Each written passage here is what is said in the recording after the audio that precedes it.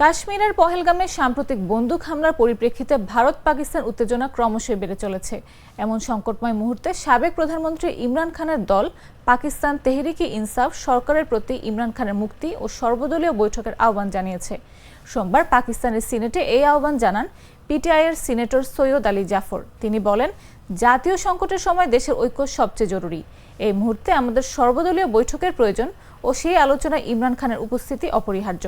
পিটিআইয়ের পক্ষ থেকে জানানো হয়, ভারতের এসব পদক্ষেপ স্পষ্টত পাকিস্তানকে ভাঙার দীর্ঘমেয়াদী ষড়যন্ত্রের অংশ। তারা অভিযোগ করে, দিল্লি দীর্ঘদিন ধরে পাকিস্তান বিরোধী বয়ান তৈরি করে যাচ্ছে।